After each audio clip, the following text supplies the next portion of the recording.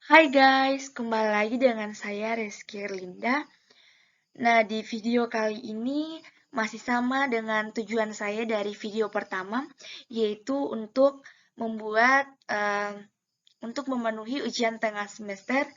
Nah, kali ini dari pengantar manajemen.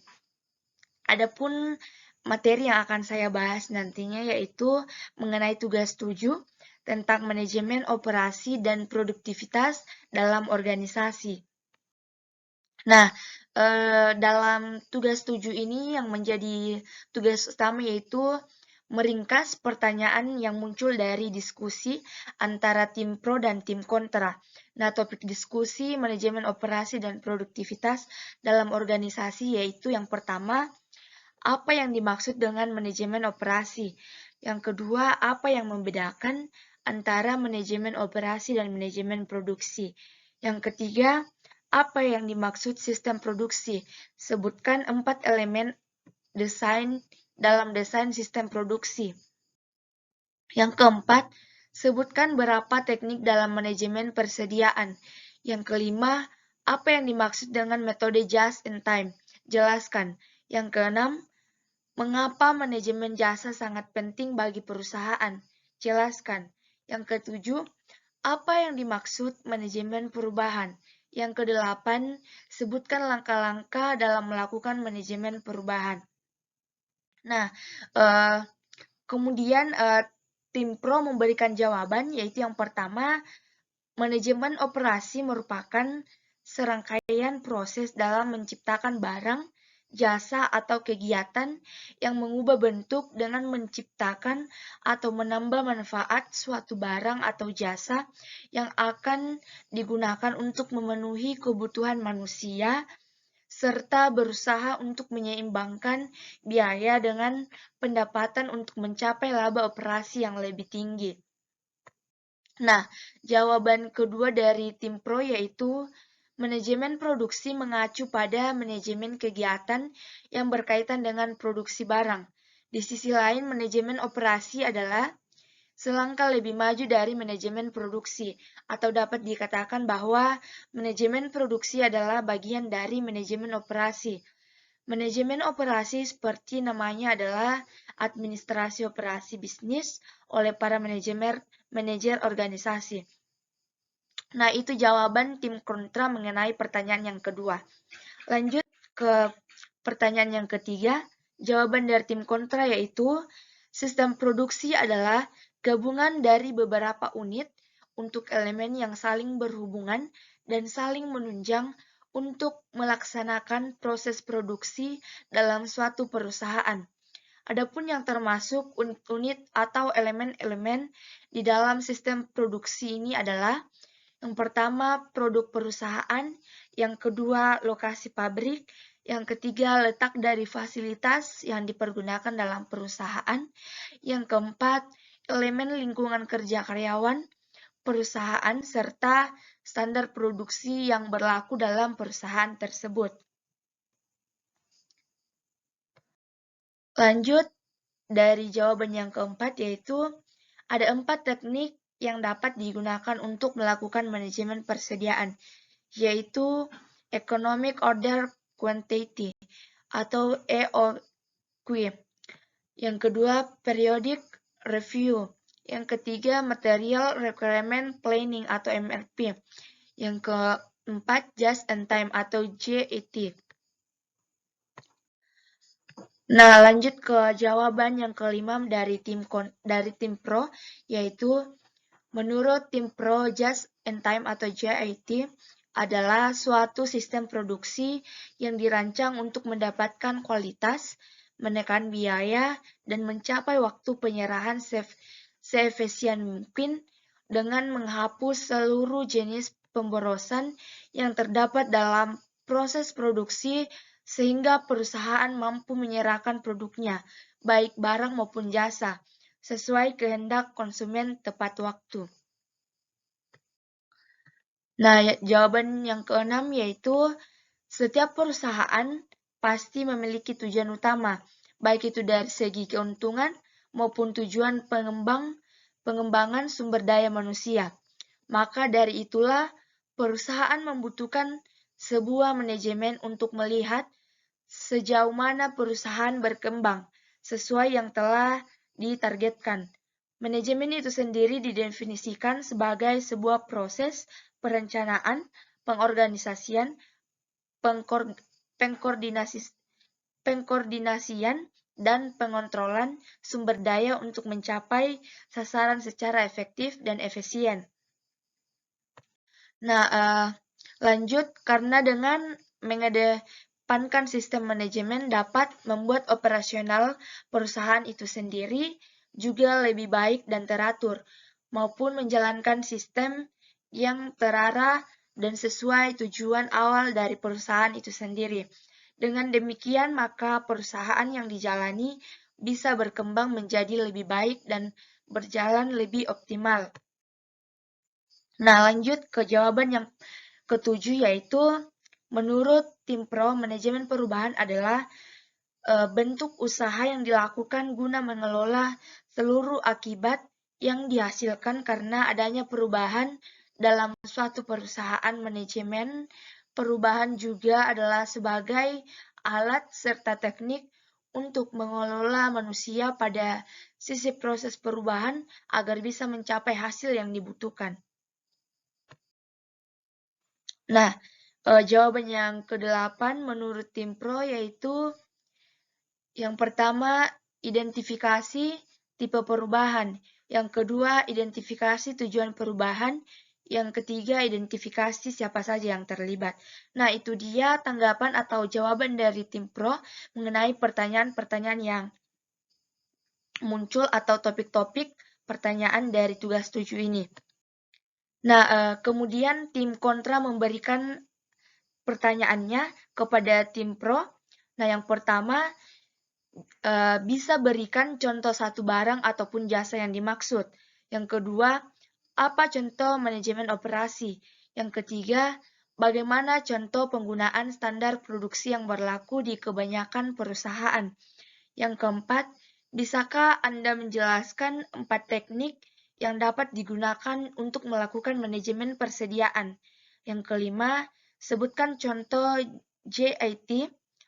Yang keenam, bisakah Anda berikan contoh manajemen dalam perusahaan? Yang ketujuh, apa tujuan dari manajemen perubahan? Yang kedelapan, jelaskan langkah-langkah manajemen perubahan. Nah, itu dia pertanyaan tim kontra kepada tim pro. Kemudian tim pro memberikan jawabannya atau anggapannya. Yang pertama, menurut tim pro, contohnya yaitu usaha mebel yang mengubah kayu menjadi perabotan rumah tangga seperti meja dan kursi. Nah, yang kedua, contoh kegiatan manajemen operasional menurut tim pro adalah produk barang seperti pertanian, manufaktur, perkebunan, perikanan, pertambangan, konstruksi, otomotif, perumahan, pabrik yang memproduksi barang, dan industri berat dan ringan. Kemudian jawaban ketiga yaitu menurut tim Pro, standar produksi umumnya digunakan oleh perusahaan untuk menetapkan kualitas produksi. Selain itu juga untuk mengukur standar produksi perusahaan. Nah, biasanya untuk mengetahui hal itu, perusahaan menggunakan bagan pengendalian atau control chart. Control chart merupakan suatu bagan yang memperlihatkan ada tidaknya penyimpangan dalam kegiatan produksi. Apabila terdapat penyimpangan, maka harus diambil tindakan untuk segera memperbaikinya agar penyimpangan yang terjadi pada tahap selanjutnya dapat diperkecil. Contohnya, standar produksi perusahaan, misalnya standar upah ataupun gaji, standar penggunaan bahan baku, standar jam kerja, dan masih banyak lagi. Standar produksi setiap perusahaan berbeda-beda. Jadi kembali lagi ke standar produksi perusahaan masing-masing. Nah, lanjut jawaban keempat dari tim Pro, economic Yang pertama, Economic Order Quantity atau EOQ. Economic Order Quantity merupakan salah satu metode manajemen persediaan. EOQ adalah jumlah pemesanan paling ekonomis, maksudnya jumlah pembelian barang yang dilakukan oleh perusahaan adalah sesuai dengan pesanan yang diterima. Jadi dapat meminimumkan jumlah pemeliharaan barang dan biaya pemesanannya. Yang kedua, periodic review.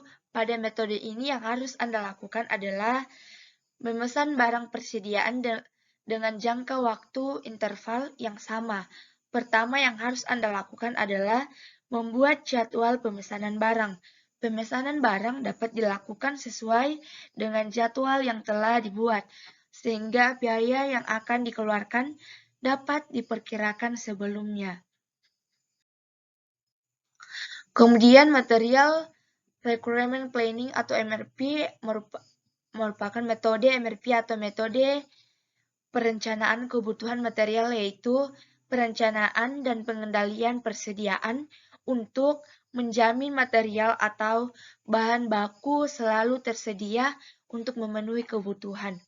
Metode MRP bertujuan untuk menjaga persediaan dalam jumlah yang sedikit.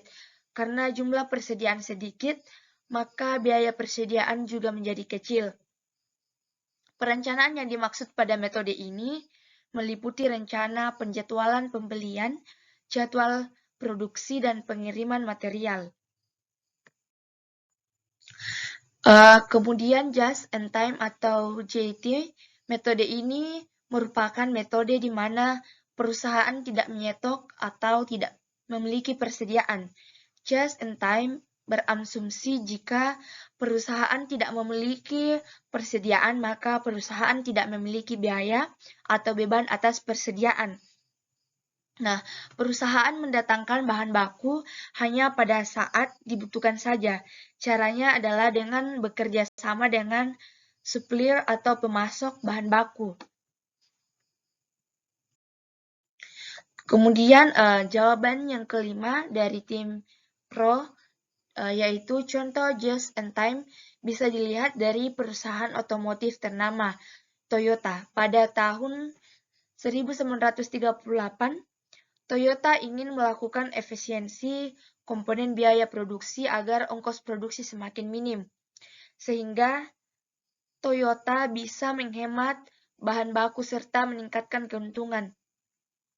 Caranya dengan hanya memproduksi mobil ketika ada order saja melalui dealer mereka. Hal ini bisa membuat komponen biaya produksi seperti bahan baku dan ongkos produksi semakin efisien secara bersamaan. Dari contoh kasus Toyota ini, maka Anda sudah melihat sekilas gambaran tentang just in time atau JIT.